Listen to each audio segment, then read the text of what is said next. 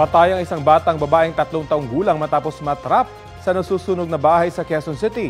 Ang biktima, dumalawlaw sa kanyang ama at mga kaanak. Balitang hatid ni James Agustin.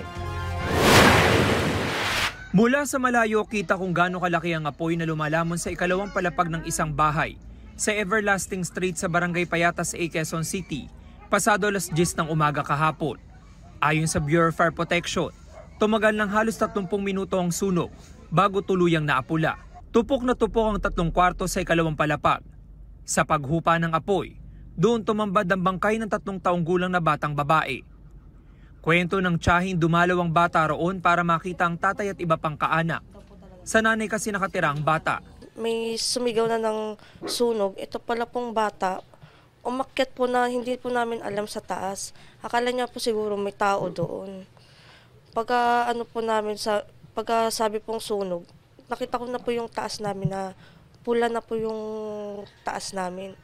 Tinulungan naman pong sagipin din yung bata kasi sobrang lakas na talaga po ng apoy. Ayon sa lola, niyaya pa raw niyang pumunta sa sari-sari store ang apo. Hindi niya lubos akalain na yun na pala ang huling beses na sila'y magkikita. Niloloko ko, kabili tayo, sama ka. Ayaw niya kasi nag-aakyat sa sahigaan. Ayaw niya sumama sa akin. Sabi ko nga, kung alam ko lang mangyayari, pinilit ko na lang kargahin nilabas. Nag-bliss pa sa akin yung kahapon. Bunso sa 8 apo ang namatay na bata, na ayon sa kanyang lola ay malambing at mapagmahal. Kanina pag-gising ko, binuksan ko ang cellphone. Yun na nakita ko agad yung profile niya.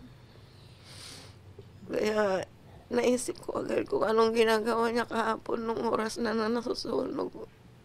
Gusto niya iligtas siguro sarili niya kasi hindi pa niya alam yung sarili niya.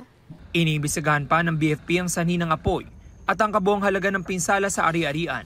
James Agustin, nagbabalita para sa GMA Integrated News.